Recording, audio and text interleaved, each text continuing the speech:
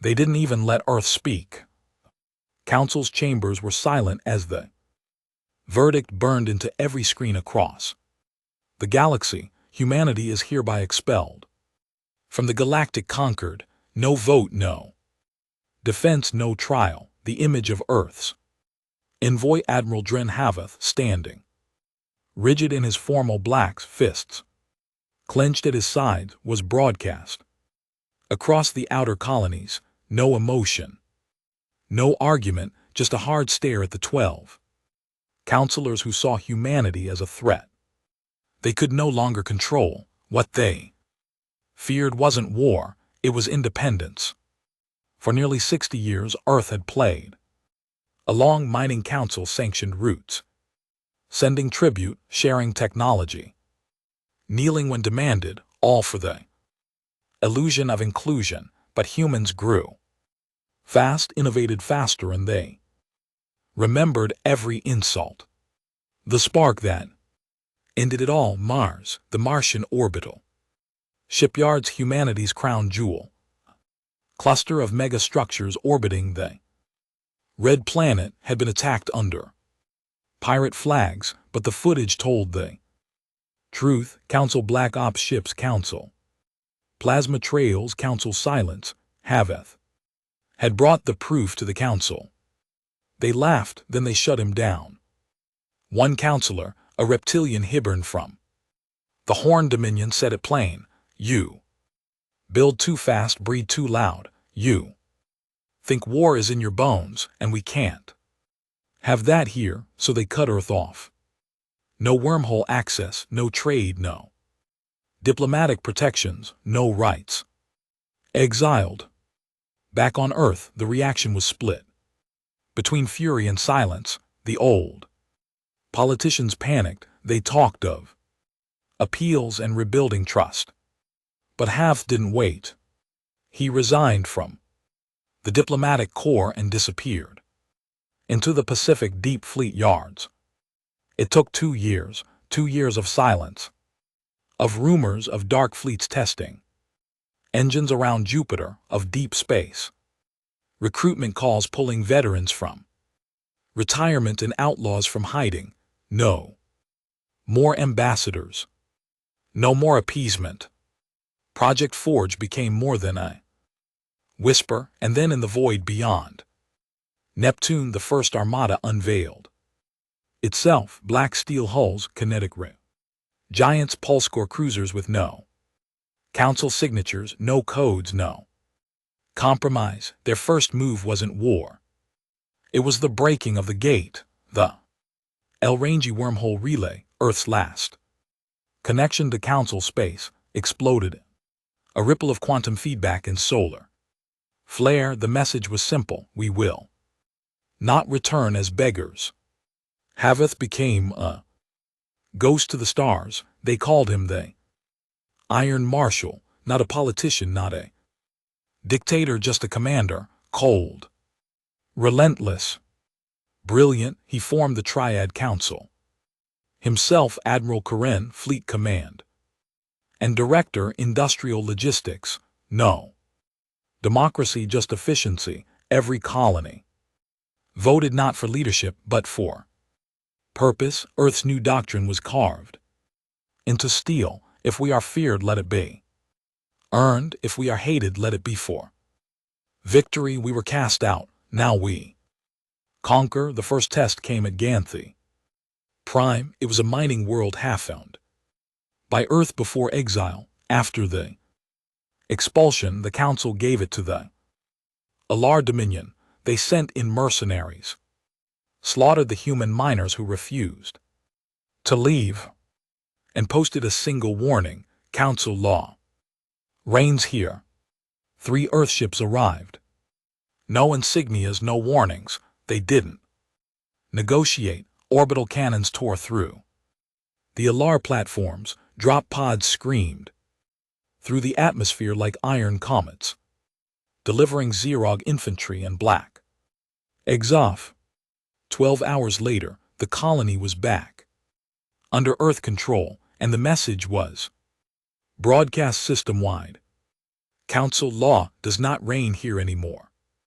They renamed the system Vindica, Latin, for vengeance. As Earth expanded, something darker took root. Boys grew up, not with stories of peace, but of betrayal. Recruitment didn't beg, it promised. A life in the Armada meant power. Legacy justice. Earth stopped exporting goods, it exported war. The Council called them pirates, then terrorists, then extremists. They refused to call them what they were becoming, a rival empire. And still Haveth didn't speak. He didn't posture, he didn't boast. Every system they took, every station they seized, every trade route they shattered, it was done with silent, brutal precision, not for peace, not even for revenge, for dominance. Because Earth had learned one thing from its exile: diplomacy is a game for the weak. It began with silence again, after the fall of Gant Prime, or Vindica as it was now etched into Earthfleet records. The Council said nothing publicly, but behind locked channels, panic erupted. The humans weren't supposed to fight back like this, not with coordination, not with that level of firepower. Earth's last known shipyards were thought primitive. Mars had been their cap, not their core. But the Forgeborn Armada was evidence of something else, something the Council never predicted. They didn't just exile humanity, they freed it without trade, pacts without quotas, without diplomats. Graveling for permissions, Earth turned inward, into itself, into fire. By the time Gani Prime fell, Haveth had already mobilized a second wave, 10 battle cruisers, dozens of destroyers, troop carriers hardened for orbital drops into atmosphere, not for show, not for defense, for war. The next target was strategic, not symbolic. Aljan Rift, a border zone between the Alari Syndicate and the Archel Theocracy. Technically neutral, but the rifts. Asteroid belts were home to a Councilon refinery, one that processed quantum ore, mined from the upper spin fields of the dead gas giant Kara 7. Human slaves worked there, quietly forgotten. The Council never admitted it outright. Of course, they used words like debt servitude and contract laborers, but chains were chains, and some of the workers still had Earth dialects in their mouths.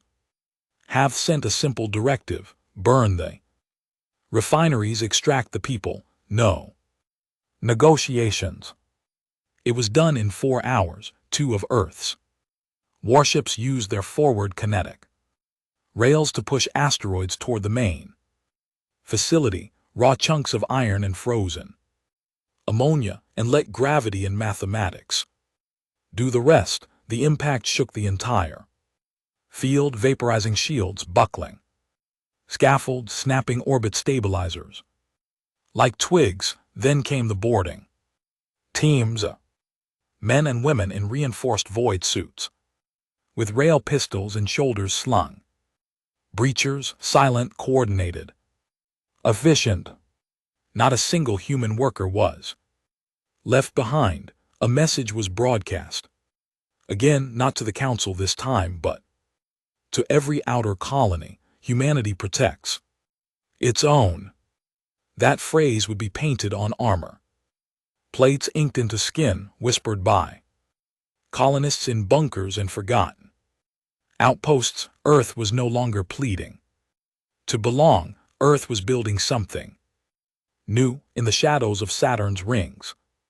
In the old orbital shipyard labeled Argent Hold, the second wave of construction began. Massive hex steel ribs curved into place by drone arms, experimental ion engines tested in secret, armor plating 3 in thick, overlaid with kinetic dampeners, pulled from scavenged Council wreckage.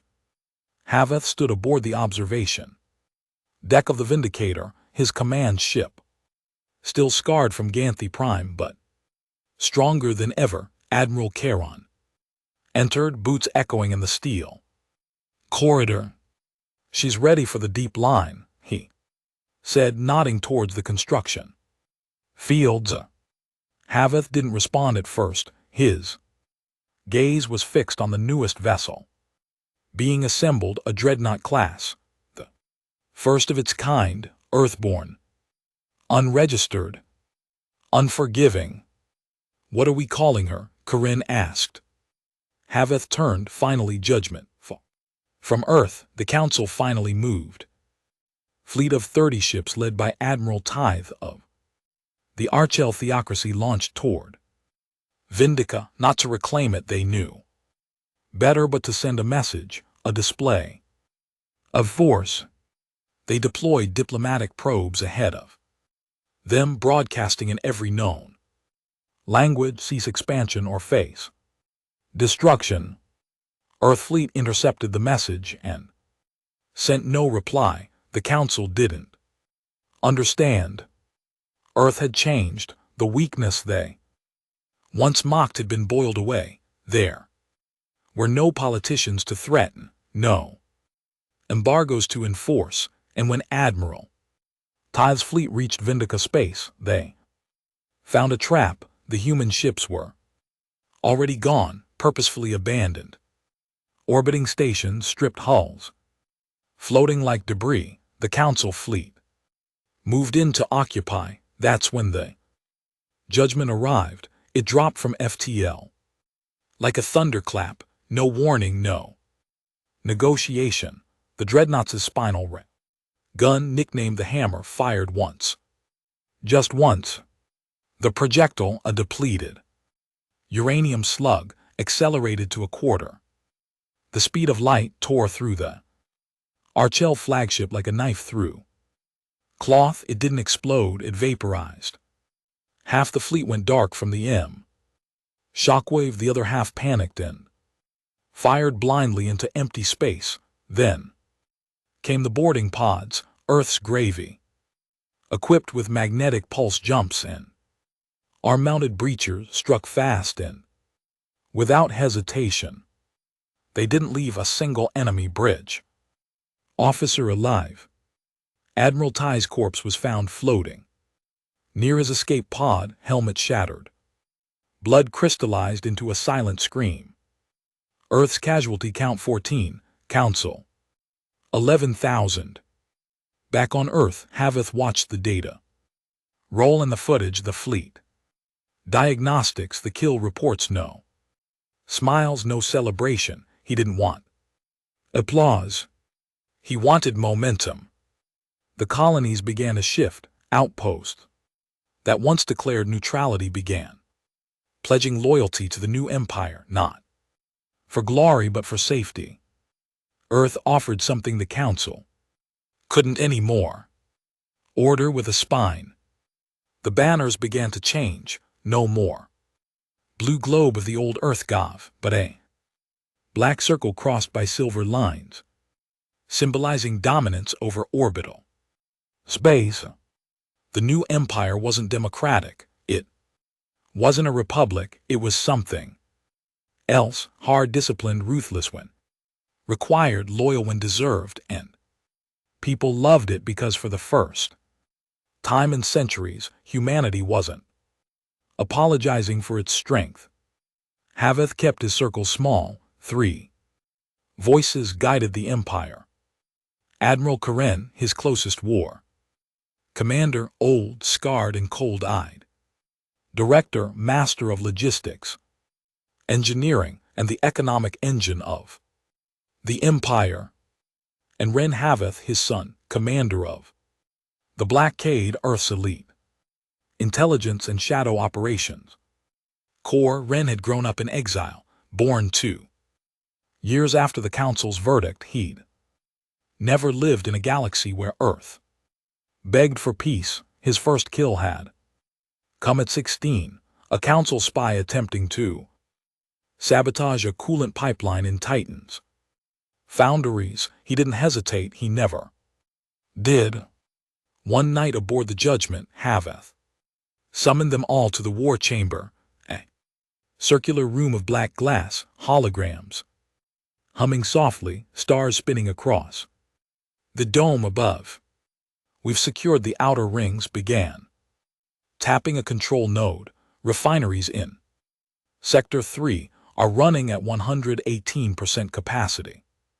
Recruitment is steady. Volunteers now. Outpace resources. Karin nodded. We need to push into the inner systems. The Council still holds choke points near the Veil corridor. We break that, we isolate 9 races. Haveth listened, quiet, unmoving. Then he turned to his son. Report. Ren activated his side of the table. A new projection appeared, the Council. Citadel deep in the heart of Aureus. Prime, a mega structure the size of a moon, housing the central governance, fleet command, and the cultural archives of a dozen species. I've infiltrated 3 sectors. We have agents in their administrative networks. No full control and yet, but enough to cause confusion.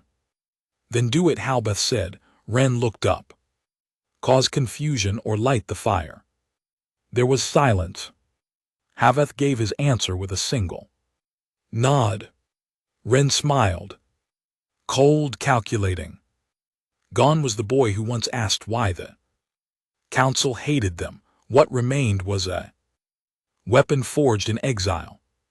The fire came quickly, a blackout across half the Council citadel, false alerts in their command grid, sabotage in 3 jump gates, and a single message broadcast in the Council's native tongue: the exiles are at your gates.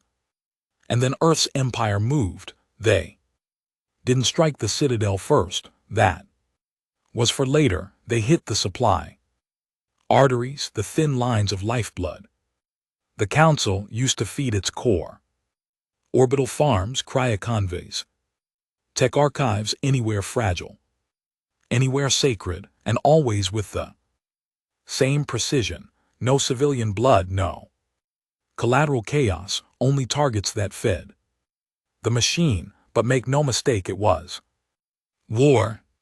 1 colony resisted, a rim world called Telenar. Council loyalists held the sky. Local militias refused Earth's surrender offer. They killed prisoners, posted it online.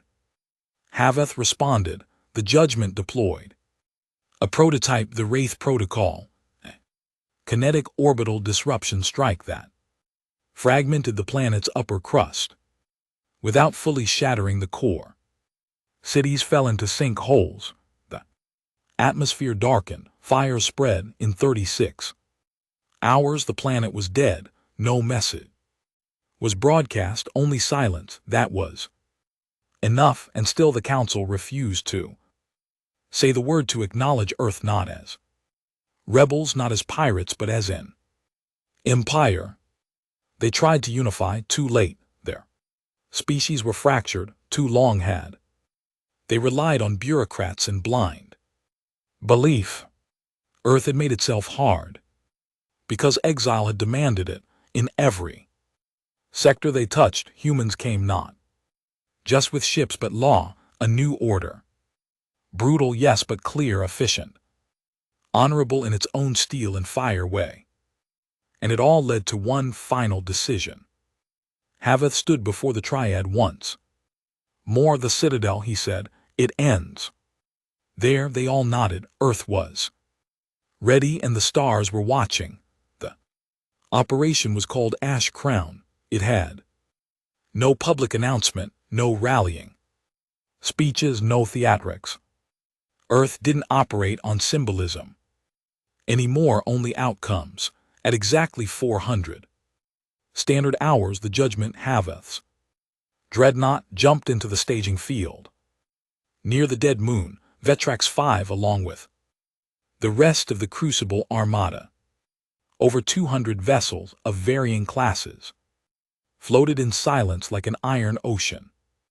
No signal traffic, no ceremony, only Final checks, weapon alignments, launch.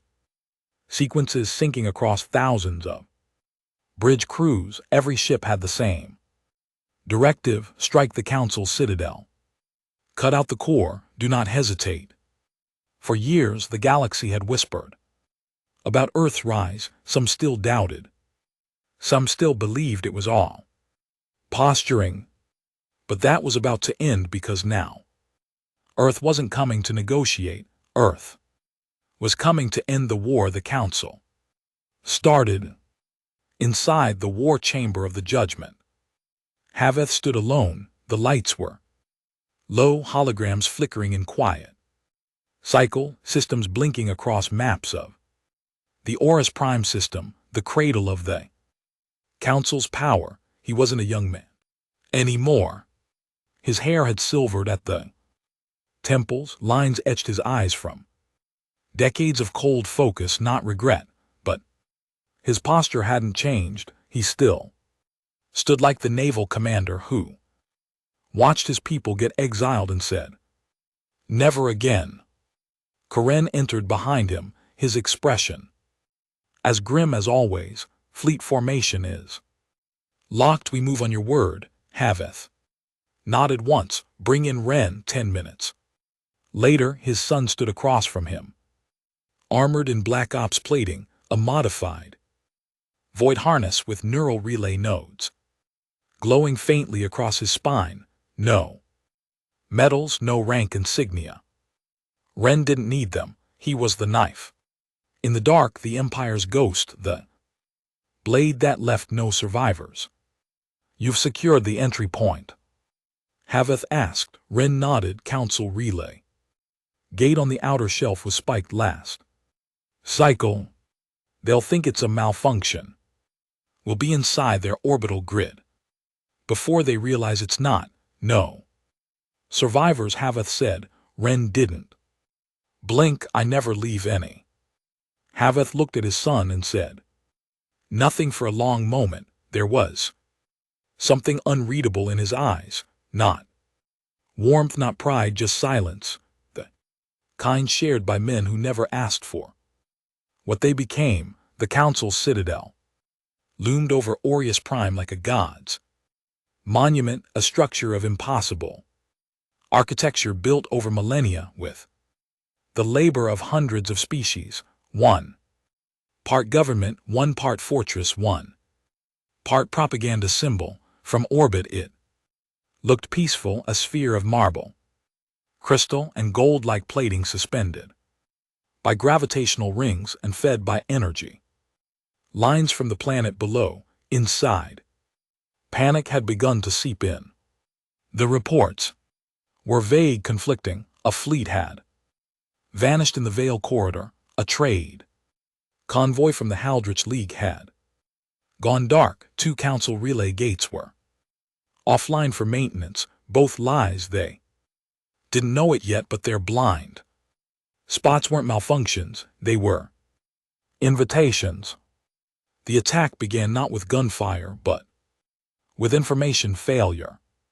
Ren's black clay operatives, deep planted over the last 5 years, initiated synchronized disruption. Communications nodes overloaded. AI assistants refused input. Emergency shields triggered false alarms. Internal defenses locked down their own corridors. Chaos by design. Then came the breach. The Judgment, Vindicator, and 4 other Dreadnought-class warships surged out of the deep space veil near the Citadel's upper orbit. No preamble, no messages, just power. Their kinetic rails opened fire in unison, massive projectiles slamming into the Citadel's shield barrier. Most would have bounced harmlessly, but Earth wasn't firing standard payloads. They were firing pulse-chained penetrators, weapons designed not to explode but to collapse. Localized gravitational fields on contact. It wasn't brute force, it was physics. Weaponized. The Citadel's shield flickered once, then caved. The second Volleys shattered the outer lattice, sending pieces of gold plating spiraling into the atmosphere like burning confetti. Then came the drop pods.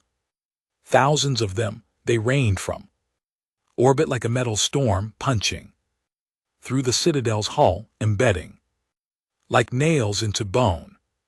Each one carried Earth's elite infantry, Gravorn iron vessels, and void line commanders. Soldiers trained not for victory, but for extermination. No more negotiations. No more surrender.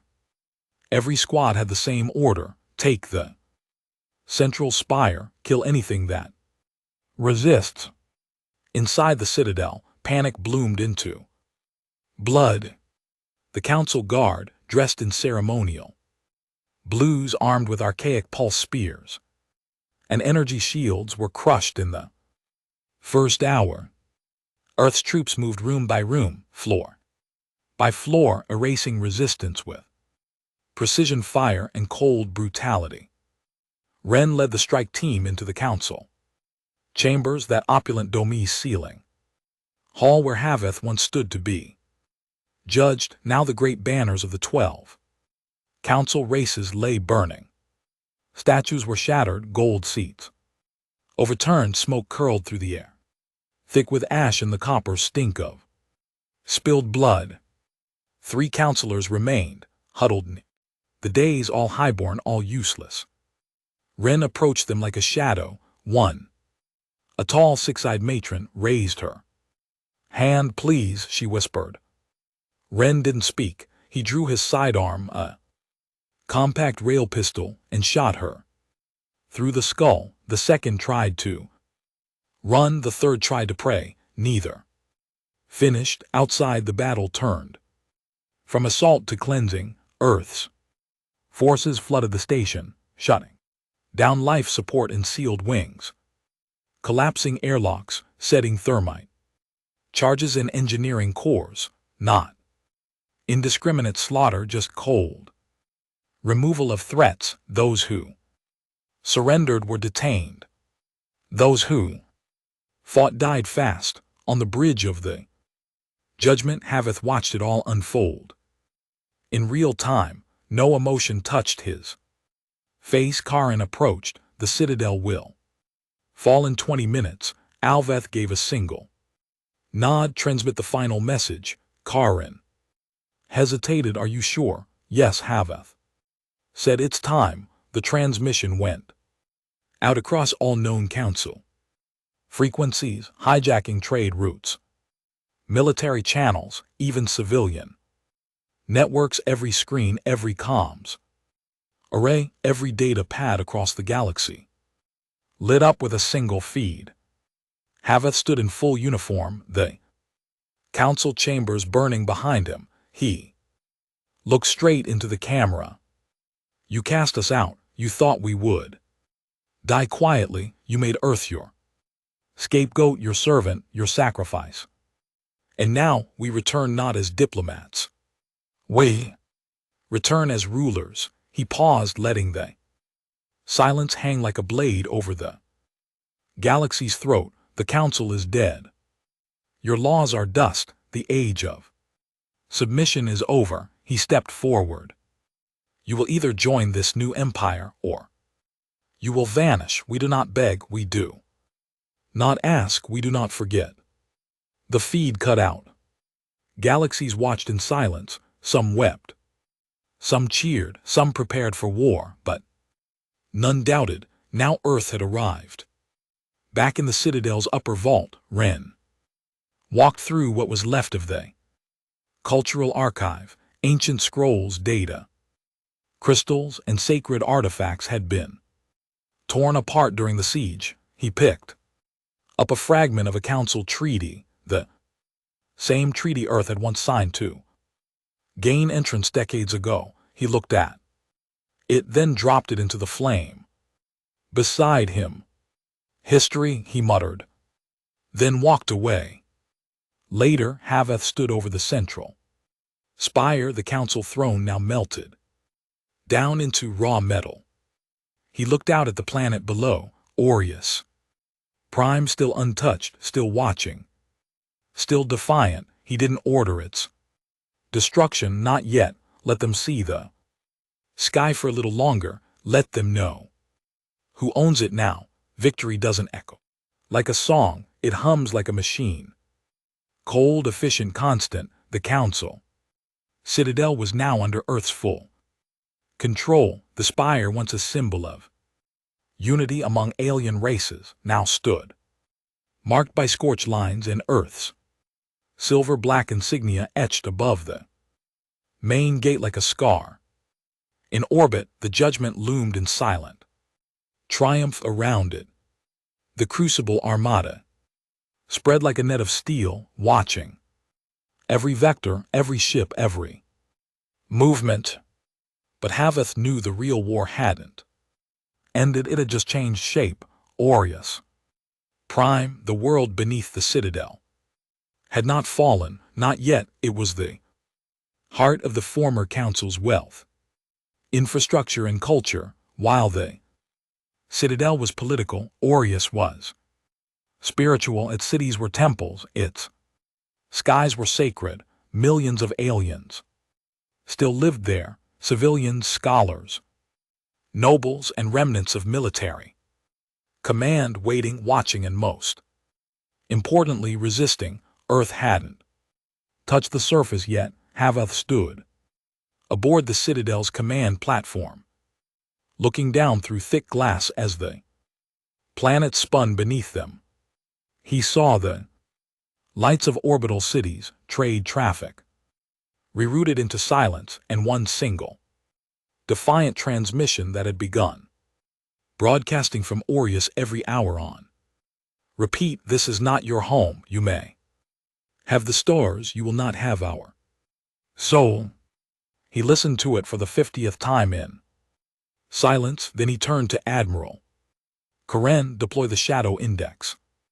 Karen didn't flinch. All 6 targets. Yes, Haveth said. Everyone. The Shadow Index was never meant for battle, it was psychological warfare incarnate. Each index team consisted of intelligence operatives, ex-Black Ops personnel, and socio-political engineers, trained in information collapse, subversion, and strategic chaos. No flashy attacks, no orbital bombardments. They didn't destroy cities, they turned them.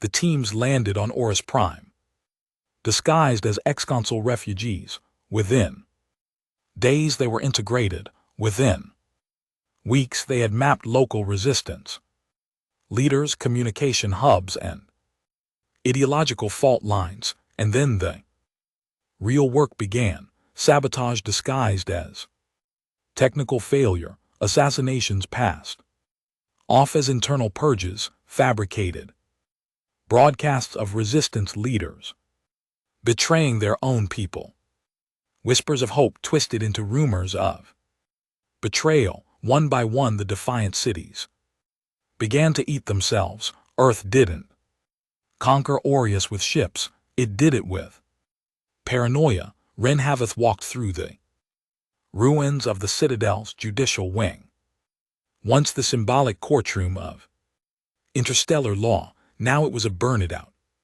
shell scorched from Earth's entry. He was searching for the last living Council Archivist, a Dithari male named Melzaros, held in a temporary cell below the vaults. He had refused all interrogations, kept silent. Proud Ren didn't bring guards. He entered the cell alone, armed only with a small data slate. Zeros looked up from where he sat, chained to a stone bench. He was old, wrinkled, gray skin sagging beneath his eyes. You've come to gloat, the alien rasped. Ren sat across from him, calm, measured. No, I've come to offer you the truth. Zeros laughed bitterly. The truth died when your kind came to our stars. Ren slid the data slate across the table. This is a list of your council's black site programs, biological testing, forced labor rings, cultural suppression, Campaigns projects your name is attached to. Zeros looked down, then away. You were a historian, Ren said quietly. Tell me, why did you hide this? The alien's voice cracked. Because we believed unity required sacrifice, that some truths would destroy the greater structure. Ren leaned forward, expression unchanged. And Earth, what was our crime? Zaros didn't answer. You feared us because we remembered history, Ren said. You erased your own. We turned ours into steel. He stood and left without another word. Earth's control of the Citadel became complete within the month. With every hour, more council-aligned worlds went silent or switched allegiance. Earth's empire expanded without firing another shot, but it came at a price. Back home, the cracks had begun to show. The veterans who had built the empire, the exiles, the engineers, the early fighters were growing old. Many were pushed into retirement or quietly silenced for asking questions. The youth born under the black banner of the empire were more ruthless, less patient. Recruitment posters showed fire and metal, not unity, not justice. Boys wanted blood before they understood history. The voice of Earth was loud, but it had changed. The whisper of purpose was becoming the shout of domination. In the north quadrant of Aureus, one city refused to fall. Valor, known as the Last Flame, a religious capital of the air species. It had a unique shield architecture that Earth's rail guns couldn't penetrate without vaporizing half the continent. Karin wanted to flatten it anyway. It's symbolic, he argued in council. They think if valor stands, they have hope. Half nodded. You're right. Then he turned to Ren. What's the alternative? Ren's answer was simple. Let them open the gates themselves. It took 2 weeks of manipulation, a shadow index cell, forged broadcasts of Allier soldiers executing civilian refugees, staged, edited, broadcast on local netwaves. Then they intercepted supply shipments and replaced them with poisoned rations. Finally, they faked a diplomatic broadcast, a plea for peace from Velori's own high priestess, cut mid-transmission by an explosion. The priestess was alive, but the people believed she'd been killed by the military hardliners holding the city. On the 15th day, riots erupted. On the 16th, the gates opened. Valerie fell, without a single Earth soldier firing a shot. In the darkness of the Citadel's upper spire, Haveth watched the footage. He no longer reacted. No pride, no satisfaction. Director, the third member of the Triad Council, entered with a data tab. Something you need to see, he said. Hav took it and scanned the contents. A video, secret footage from an Earth warship docked in the fringe. It showed a junior officer executing surrender prisoners, council defectors who had begged for asylum. No order, no command, just zealotry. Have the jaw tensed. We're losing, the line said. They don't serve out of belief anymore. They serve out of fear and hunger. Haveth didn't answer. He looked out the window again. Earth had won, but something colder than exile had begun to grow. The Triad convened for a private session in the Citadel's deep chamber, once the Council's private war planning room. Hav sat with Corinne, and the mood was heavier than it had ever been. This empire is not what we set out to build, said. It's what was necessary, Corinne replied, unmoved. Galaxy doesn't understand mercy. They understand strength. Strength without direction becomes rot. Snapped. Haveth raised a hand, quieting Both. We didn't build an empire for revenge, he said. We built it to ensure Earth would never kneel again. Then why do I hear people kneeling now? Asked. No one answered. Later, Haveth stood in the old council gardens, rebuilt, silent, a place where peace had once been paraded, dressed in robes and hypocrisy. Now he stood alone. He thought of the past, of the day they exiled Earth, of the silence that followed, of the first child to die in the Mars shipyard strike, of the miners buried on Ganthy Prime. He remembered why they started. But memory doesn't hold back empires. Only men do, and he was starting to wonder if he still could. The first act of rebellion wasn't military, it was a refusal to broadcast the anthem. A small frontier world, Theos 9, once a mining outpost under Council dominion, had pledged itself to Earth within days of the Citadel's fall. Its population was 82% human, descendants of exiles, slaves, and those who had never even seen Earth. But when Earthfleet cultural directive demanded all colonies air the new imperial anthem every cycle, Theos declined. They didn't issue protest. They simply didn't press play. To the high command, it was a minor glitch. To Haveth, it was something else. Send a clarion fleet, he ordered. No violence, just presence. Karen disagreed. Presence invites defiance. I'd rather see their broadcast center vaporized. Helveth gave him a hard stare. You win hearts with fire, but only for a while. We don't rule a graveyard.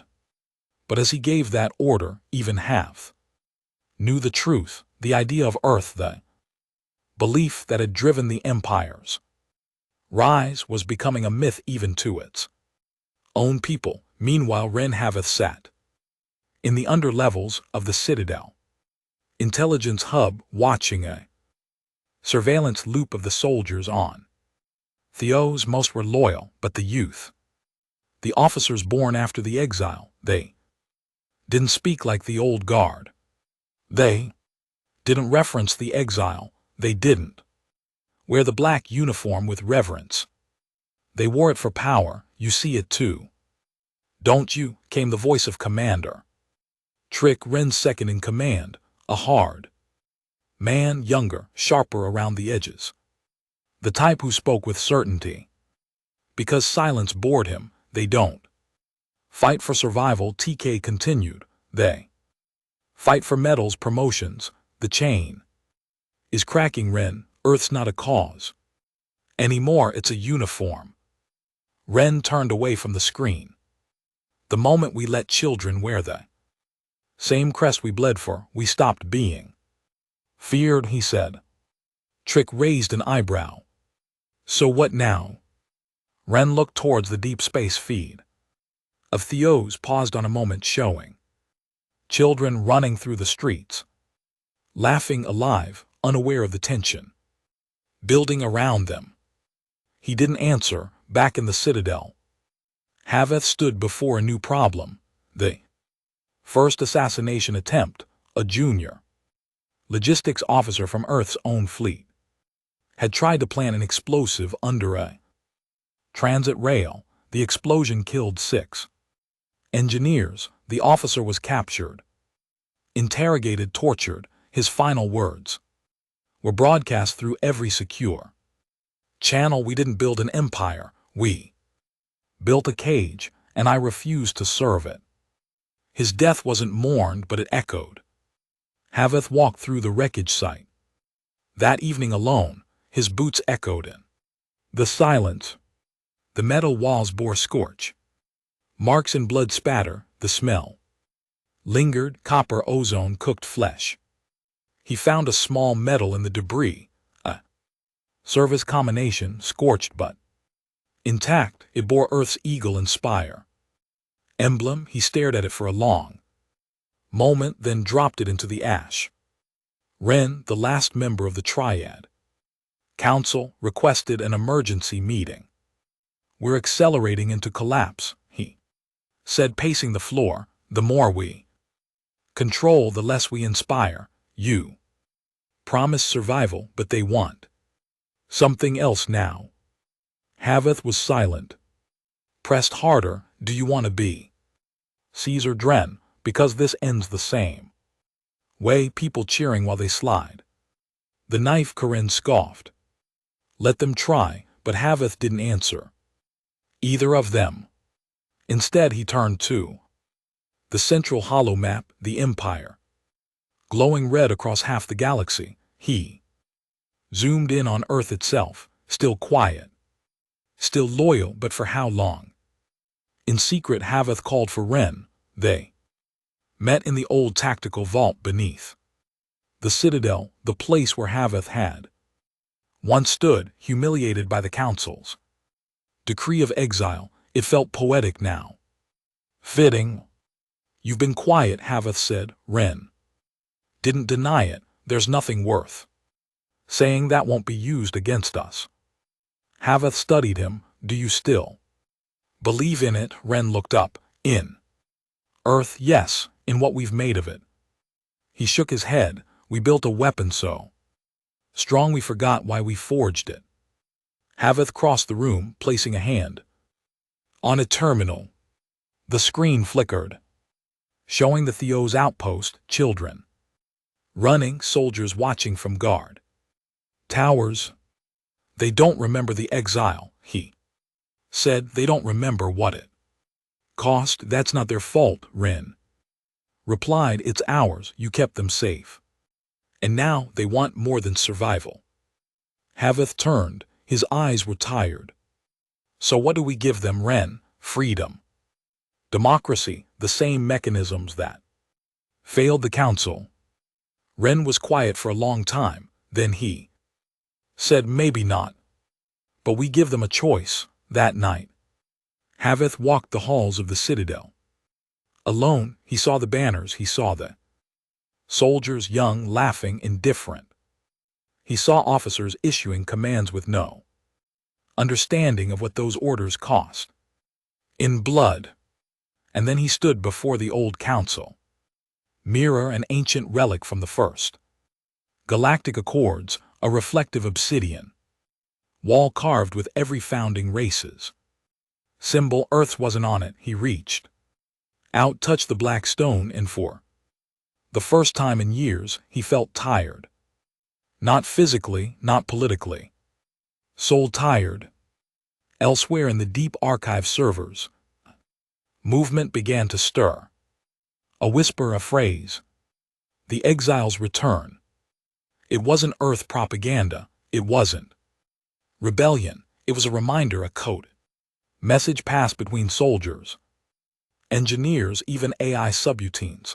A reminder that the dream had become the very machine it once fought.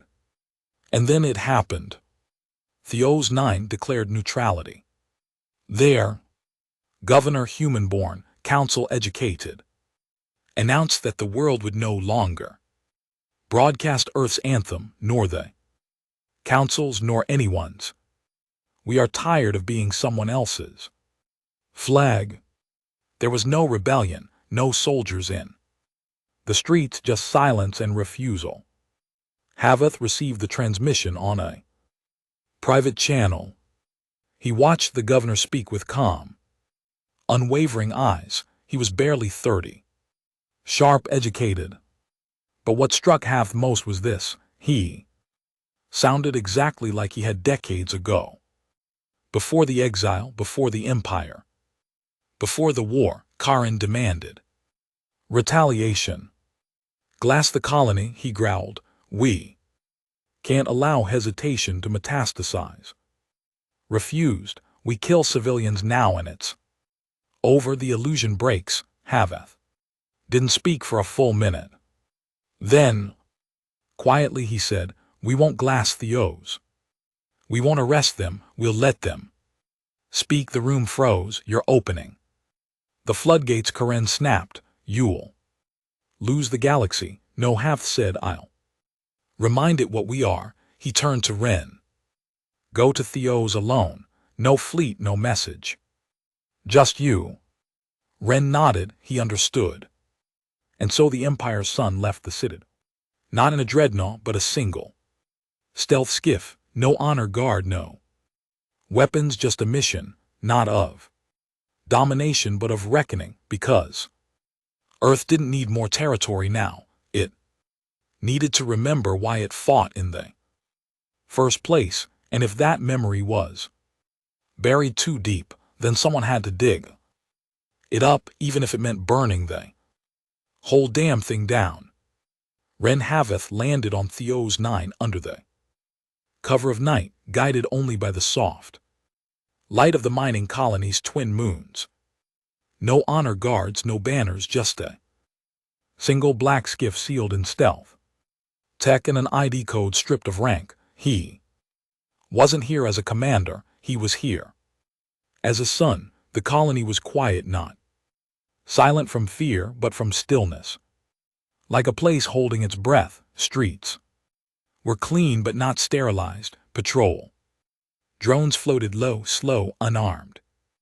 Children played in the squares, watched over by elders who had seen too many regimes rise and fall. There were no slogans, no propaganda screens, no Earthfleet logos painted on walls, just people. And that to Ren was the loudest message of all. The governor met him at the old hydro farm dome just outside the capital. His name was Aaron Dren, and despite no blood relation, the similarities to Haveth were uncomfortable. Sharp jaw, broad shoulders, ice calm voice, except where Haveth had fire and steel in his gaze, this man had something else, resolve without ambition. You're late, Aaron said, not rising from his chair. Ren smirked. You still broadcast time like the council thought you hated that. Aaron shrugged. Old habits don't always die, sometimes they just wait for better reasons. Ren sat across from him, the domes glass reflecting moonlight over fields of algae and hydra grain. Why now? Ren asked. You've been loyal for years. Your people fought with us. You flew the banner, and then one day. Silence. Aaron folded his hands. Because we won. And after we won, I realized something.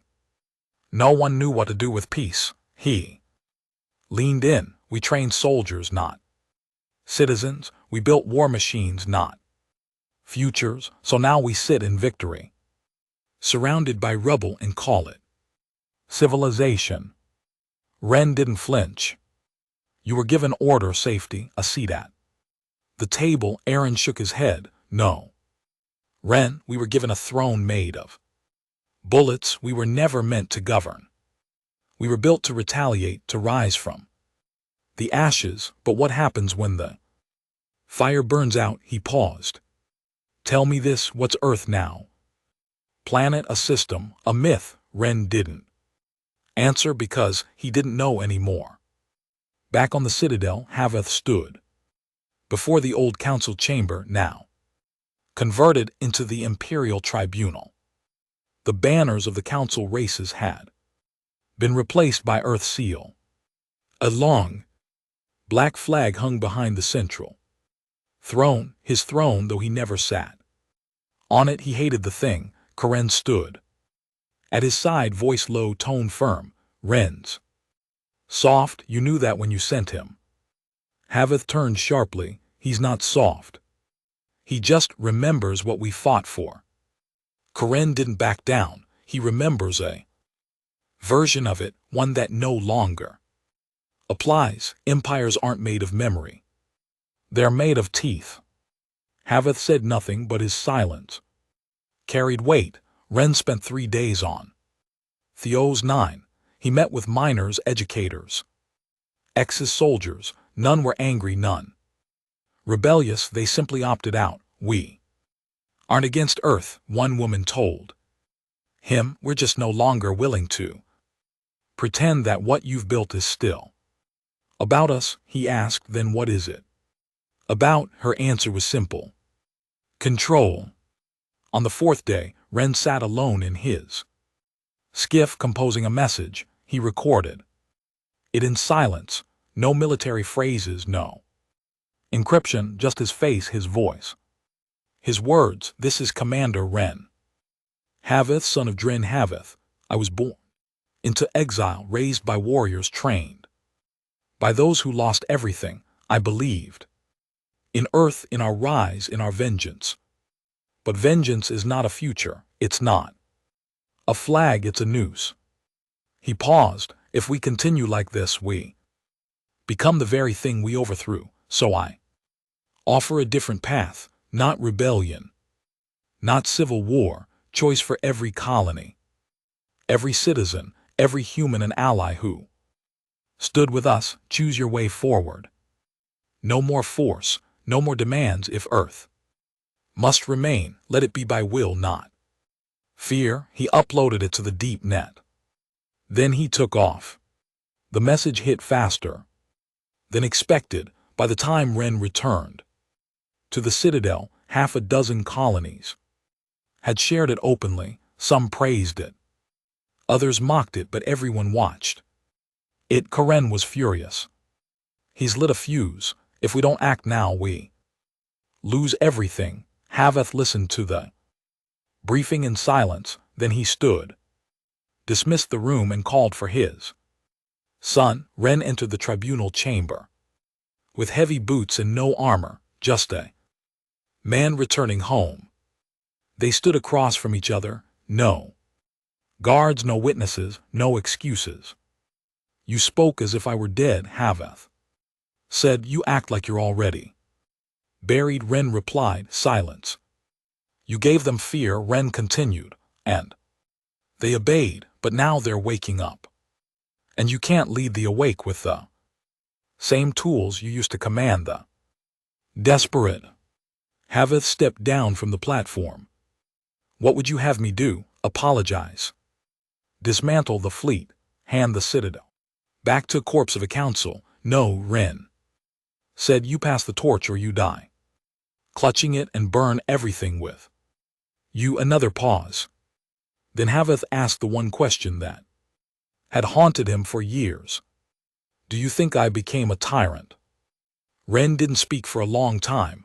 Then he said quietly, no, you became the shield, but now the shield is crushing what it was meant to protect. Later, Haveth stood alone on the observation deck. Earth hung in the distance, just a speck really, but to him it was everything. The land that raised him, the soil his parents died defending, the home that never once heard I'm sorry from the council that exiled it.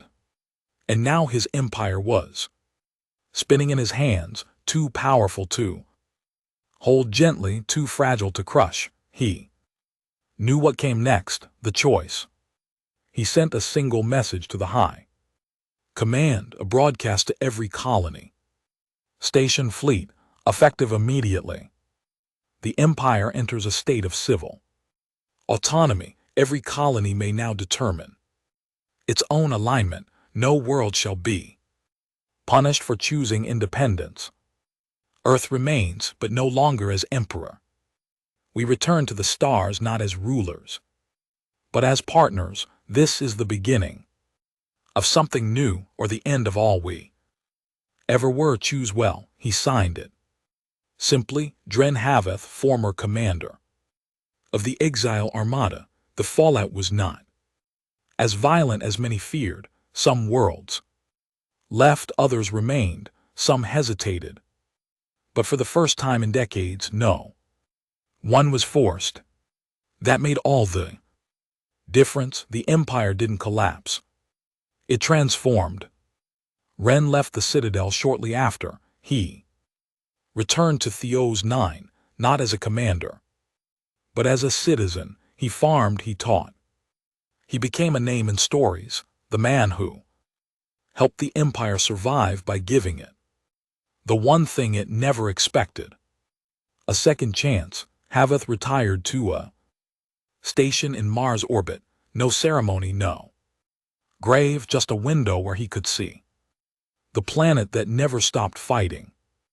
And sometimes on quiet nights he would smile just a little, knowing Earth didn't win because it conquered, it won because in the end it remembered. 3 years later, the black flags no longer flew over every station. Earth's symbol once stamped across every deck plate. There were now dozens of new crests, banners, and colony sigils, some peaceful, some militant. The Empire hadn't died, but it had fractured. Haveth's final broadcast had created a world without chains. But when you break a chain, you don't always get freedom. Sometimes you get pieces sharp enough to cut again, out in the fringe, beyond the Veil corridor, where Council scouts once vanished. Something stirred, a fleet unmarked. Silent, they didn't use warp pulses. They didn't broadcast identity beacons. But their ships, black as vacuum, edged in bone white, were Councilorn. Worse, they were purest survivors, radicals. The ones who never accepted Earth's rise, the ones who believed that the human race was a virus that had infected the galaxy with chaos, rebellion, and ambition. Their doctrine had a name now: the Clean Reclamation. And they only had one goal: burn everything Earth touched. Ren Haveth didn't learn of them from an admiral or a diplomat. He found out from a girl missing her mother. He was teaching a civic course in the Theos 9 Academy when she raised her hand. Her name was Lysa. 9 years old, hair tangled, curious but angry in that quiet, shattered way. My mother went off-world, she said, to help with rebuilding on Karis, but they freighter never came back. Can you find her? Ren gave a polite answer, one meant to comfort, but the name Karis stuck in his head. He checked after class. The entire colony had gone dark. No alerts, no distress, just nothing. Within hours, Ren was airborne again. Theos 9 didn't have warships anymore, but he still had a few favors left to cash in. One of them was an old infiltration corvette docked at a derelict hangar, a relic of the Shadow Index, unregistered and off-grid. He left at midnight, destination Karis. Drift, meanwhile, in the political halls of New Earth Unity, the administrative faction that had inherited most of the Central Empire's infrastructure, chaos brewed. Reports of attacks, supply lines cut, disappearing convoys, silence from outerworld beacons. The prime advisor, a woman named Elena Vash, reviewed the reports with a grim frown.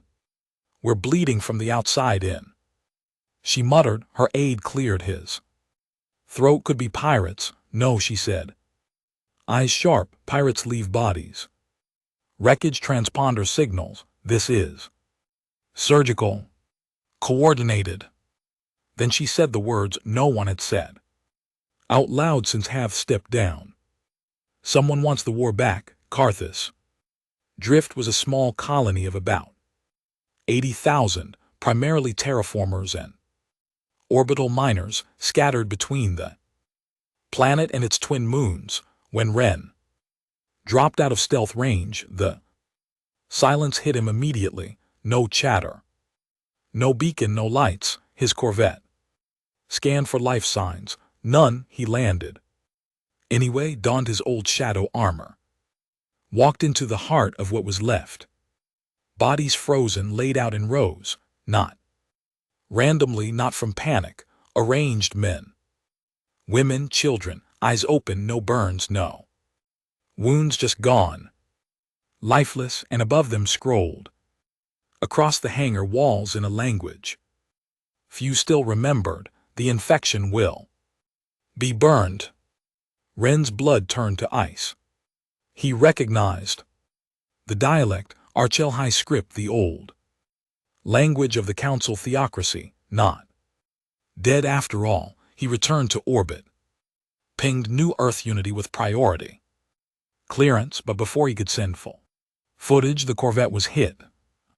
Glancing blast, silent and invisible to most radars, his shields flared, systems dimmed. He scrambled, reverse thrust, twisted under fire. They didn't chase. They didn't finish him, they just let him go, a message not to kill him, to warn him. Back in the central territories, the news of Carthus leaked, and the response was chaos, fear, rumors, accusations. Some claimed it was Earth's own military trying to claw power back. Others said it was a false flag, a stunt to reunite the fractured colonies under wartime fear. No one agreed, but everyone prepared. Ren landed on Mars. 3 days later he walked the old corridors of Argent Hold, now a museum and monument. He found his father in a quiet observation deck. The man was older, slower, but not diminished. Haveth turned before Ren spoke. You saw it? Ren nodded. They're back, or something like them. Haveth didn't look surprised. I always knew we left too many ghosts behind. He paused, and I always knew peace would be temporary. Ren leaned forward. We need a unified response, a fleet, real command. I'm retired. No, you're recalled. Haveth laughed, not in humor but in dry inevitability. You're not here for strategy, you're here to ask if we can still lead. Ren didn't blink. Can we? Alvath stood, walked to the window, and stared at the stars. Then he said, we'll find out. But only if the stars still believe in us. The call went out not to all systems, not to politicians, but to veterans. The old guard, the forgotten ships, the war forged. One by one they answered.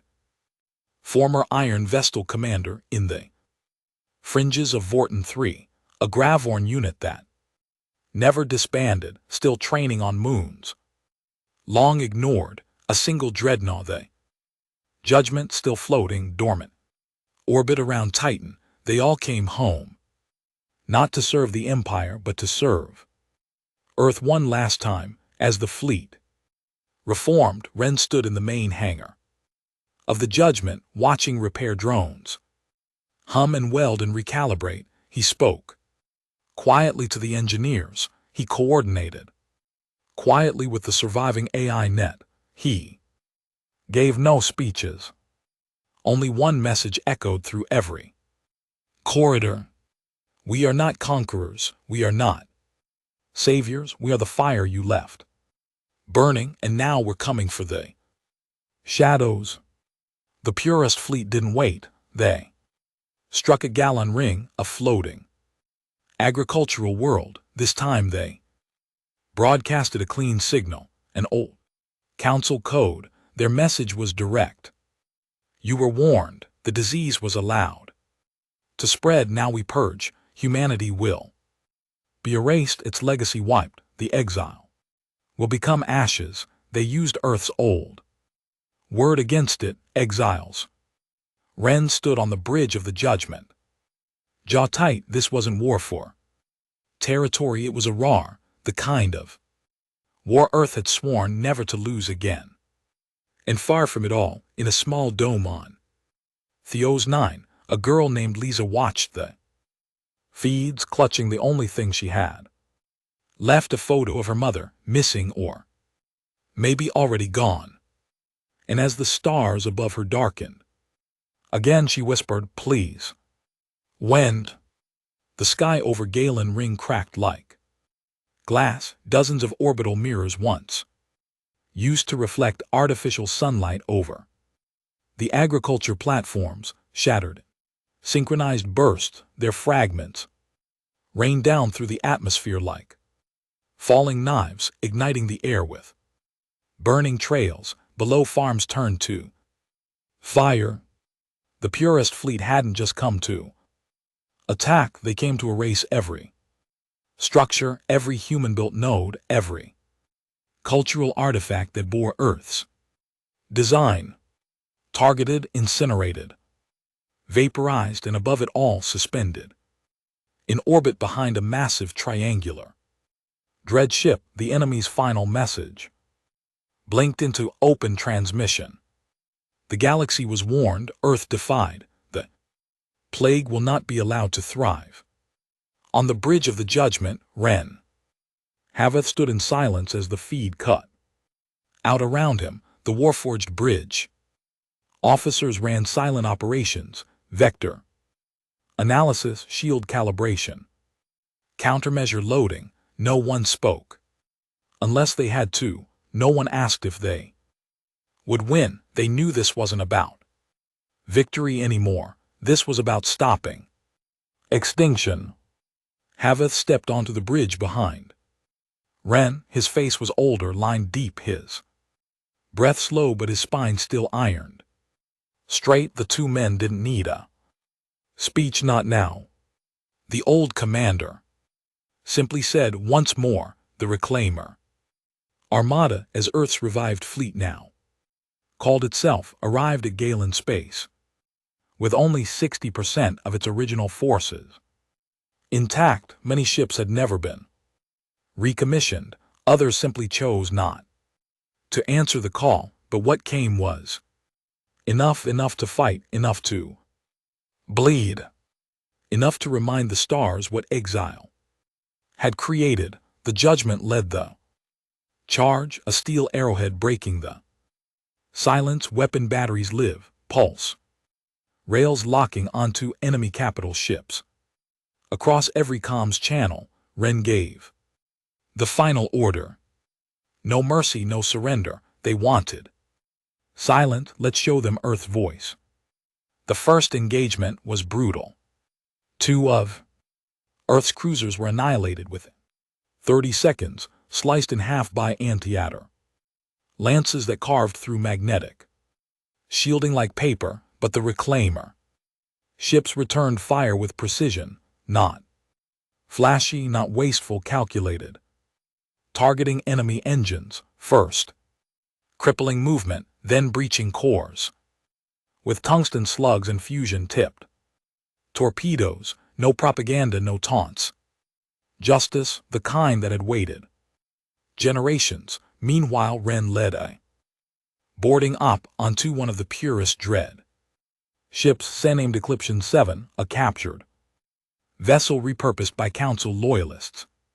He didn't take diplomats, he took a strike team of Grabbern relics, soldiers who had lived through the first wars, whose bodies were half steel and half trauma. The drop was silent. They pierced the hull in silence, moved through corridors where Council symbology still glowed faint on the walls, and in the heart of the dread ship, Ren found what he hadn't expected. Children. Alien, yes, some human-adjacent species. Others twisted with cybernetics and implant experiments, not soldiers. Innocents trained to kill. One of them, no older than 10, raised a plasma blade at Ren, hands shaking, eyes wild. Ren didn't draw, he knelt instead, took off his helmet. Your war isn't with me, he said quietly. It's with the people who made you believe this was the only life you had. The boy hesitated, lowered the blade. Ren signaled his men, non-lethal. Not repeating their history, we're ending it. Back in orbit, the judgment took a direct hit. The bridge cracked. 2 officers were blown through an imploded viewport. Karen grizzled hard, still commanding, even with half his side torn by shrapnel, dragged himself back to his console. Forward batteries online, lock and fire. The judgment's rail guns roared, slugs the size of freight containers blasted into the enemy command ship, disintegrating its bow. Core breach, shouted an officer. We need to clear Vector. But Haveth didn't order retreat. He stood at the helm, watched the enemy ship spiral and burn, then overall comms he spoke to every child who never came home, to every name erased, to every lie the council told. This is for you. He pressed the final override, a quantum destabilizer chart fired into the wreck. The enemy ship vanished in a rippling implosion, folding into itself, vanishing from reality. In the aftermath, Earth's forces pushed hard, ruthless, purist. Ships fell back, scattering. Some detonated to avoid capture, others fled into the deep black, the space between map systems where no light had touched since the early days of colonization. Ren returned to the Judgment, armor scorched but alive. He found Haveth in the medbay, slouched in a seat, blood on his uniform. "You should be in surgery," Ren said. Haveth gave a weak smile. "Been in worse. Besides not dying until it's done." Ren sat beside him. There were no words for a while. Then Haveth whispered, "Did we save anything?" Ren nodded slowly. "We saved the right to keep trying." Galaxy did not erupt in celebration. No fireworks, no cheers, just quiet. The kind that follows thunder. But the message was clear. Earth still stood. Not because it was stronger, but because it refused to stay down. The purest threat faded into the shadows. Reclaimer fleet returned to patrol, and humanity, for the first time in 100 years, began to speak not of survival, but of future.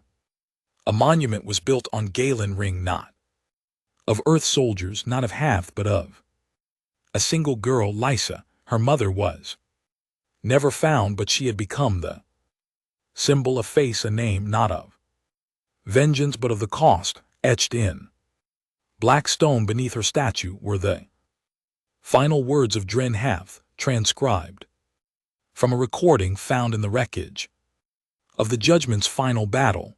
"The stars tried to break us, the void tried to silence us, but we are made of the same stuff as war and fire, and in the end we chose peace."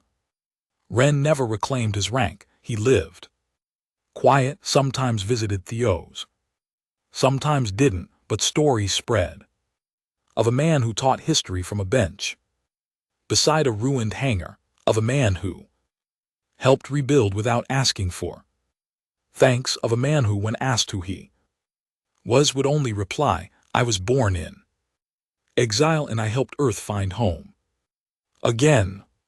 The stars remembered, not the empire, not the war, but the will of a people, once cast out, now rising not as rulers, but as something stronger, a species unbroken.